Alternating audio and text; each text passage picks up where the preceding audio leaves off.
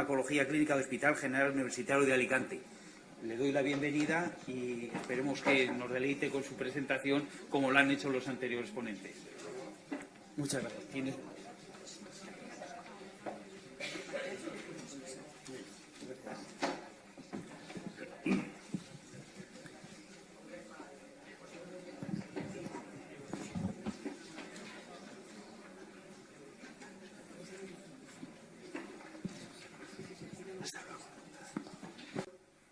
De cualquier tipo.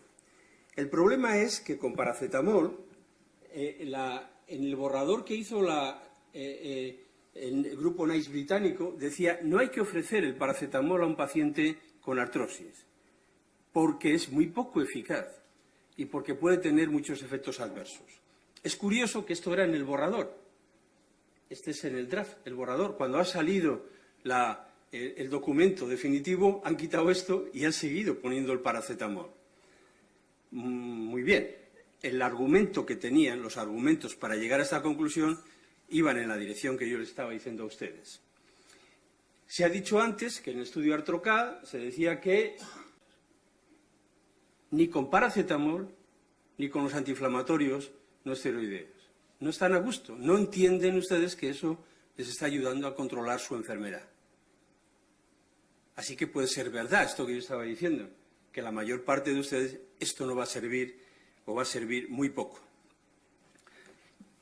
Teniendo unos medicamentos que se utilizan mucho y unos medicamentos cuya eficacia es bastante discutible, a mí como farmacólogo clínico me importa algo más hacer un análisis ahora, en estos contextos, de la seguridad. Porque ustedes están recibiendo estos fármacos teóricamente porque los son beneficiosos. El beneficio en el 65% de ustedes es suficientemente bajo como para que no estén a gusto. Mire, los antiinflamatorios no esteroideos, la aspirina, el Voltaren, el diclofenaco, el ibuprofeno, todos estos fármacos, en un estudio que se hizo, se publicó en el año 1999 en Estados Unidos, de 7 causas posibles de mortalidad en Estados Unidos eran la tercera. Durante estos años, un total de 16.500 pacientes con artritis o artrosis murieron por los problemas digestivos de los antiinflamatorios no esteroideos, fundamentalmente por hemorragias digestivas. Cuando esto se comunica y esto se conoce, entonces dicen, hombre, a todas las personas que podamos va a haber que protegerles. Y por eso estaban todos estos pacientes con protectores gástricos. El problema es, ¿realmente hemos controlado esto? ¿Y realmente este era el único problema que tenían los antiinflamatorios no esteroideos? Pues no, señor. Las organizaciones internacionales, disculpen porque está en inglés, pero lo he traído para que no diera la impresión de que era yo el que lo decía, se lo traduzco, dice, prácticamente todas las guías realizadas hasta ahora, dice, han olvidado los problemas cardiovasculares que generan los antiinflamatorios no esteroideos y se han centrado solo en los digestivos. Dice, hay una reducción en el uso de los antiinflamatorios porque tienen un potencial, además de para causar problemas gastrointestinales, para causar problemas cardiocirculatorios, que son los grandes olvidados. Les voy a poner un ejemplo. En este estudio, que se publica en una revista de enorme prestigio, como el British Medical Journal, concluyen lo siguiente. Hacen una revisión de tratamiento con antiinflamatorios a más de 100.000 pacientes. Y algunas conclusiones que hay son verdaderamente preocupantes. Por ejemplo, con algunos antiinflamatorios como Rofecoxib, que produjo un 200% de riesgo de infarto, que conllevó que este medicamento, después de forrarse la industria, se retirara del mercado. Con ibuprofeno, tiene mayor riesgo de problemas cerebrovasculares, de ictus, por ejemplo, de un 336%. Con diclofenaco tienen un riesgo de muerte cardiovascular aumentado en casi un 400%. Con esa eficacia pobre que veíamos antes, aunque los AINE tienen más eficacia que el paracetamol. ¿Y estos problemas? ¿Y ese beneficio que hace que ustedes no estén a gusto con el tratamiento? ¿Merece la pena todo este riesgo? Mire, en Estados Unidos los pacientes con infarto de miocardio, a los que les habían dado antiinflamatorios, tratamiento con antiinflamatorios, tienen al menos 2 veces un riesgo de muerte cuando usan antiinflamatorios. Y no es que tengan que estar 7 años, Esto es la primera semana de tratamiento. Excepto quizá el ibuprofeno, todos los demás antiinflamatorios tienen riesgos cardiovasculares que pueden hacer llevar a que los pacientes mueran.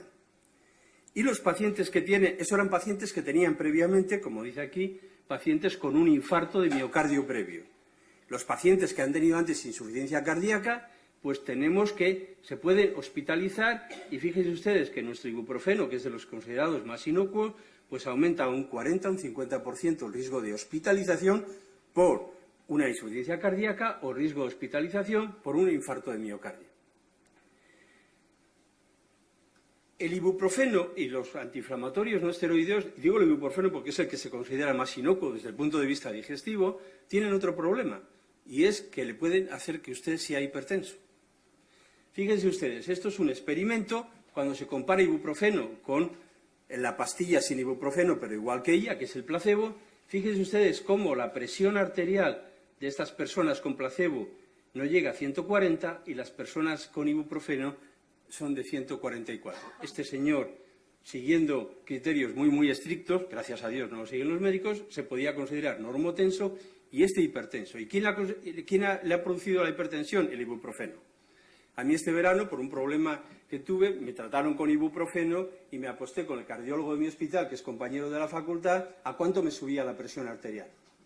Dígale yo, porque me subió casi 10 milímetros de mercurio. Lo tomé porque lo tenía que tomar debido a patología, pero ya sabía lo que iba a pasar. Y esto es importante, porque si no, puede suceder esto en la práctica asistencial, que esto es algo que conocemos desde hace mucho tiempo, que se llama la cascada de prescripción. Y es importantísimo para lo que estamos viendo hoy aquí, que es el envejecimiento saludable.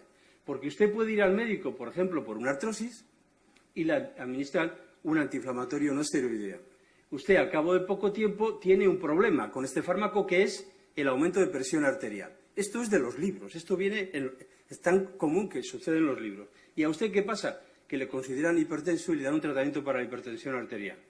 ¿Y qué pasa con este tratamiento? Usted tiene otro problema, que es, por ejemplo, la depresión. Qué casualidad que en estos pacientes con artrosis tienen más depresión, ¿verdad? Y qué casualidad que cuando en este estudio que nos decía antes Ángel se hace valoración de cómo están estos pacientes, hay casi un 60% de los pacientes con artrosis con hipertensión. Esto no lo tiene la población normal. Esto es mucho más.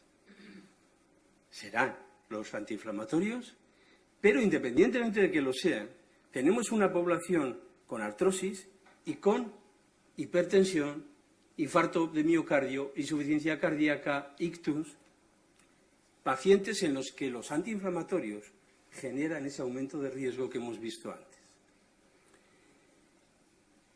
En este estudio publicado recientemente en Estados Unidos, y que, perdón porque está en inglés, se lo traduzco de nuevo, dice: el coste del tratamiento del dolor crónico está bien documentado. ¿Cuánto cuesta una aspirina? Cualquier gestor lo sabe, o cuánto cuesta diclofenaco. Pero dice, lo que no está tan documentado es lo que cuesta los problemas que generan estos tratamientos. Por ejemplo, dice, se entiende que en Estados Unidos más de 100.000 pacientes se hospitalizan por problemas gastrointestinales por los antiinflamatorios. En el año 2013, no en el año 1999. Y cada uno de ellos cuesta entre $1.800 y $8.500 este ingreso. ¿Saben cuánto es esto? Pues entre 180 y 850 millones de dólares. No sé si cuando hacen las cuentas de gastos en las administraciones cuentan esto. Y dice, ¿y los problemas cardiovasculares? Dice, pues los pacientes que entran por un infarto de miocardio o una insuficiencia cardíaca cuestan entre 18.500 o $10.000. Esto hay que ponerlo en el coste de utilizar determinados medicamentos. ¿Qué otras alternativas tenemos? Pues estamos tratando, la industria está tratando, y otras personas, como luego van a intervenir, están tratando, de ver si podemos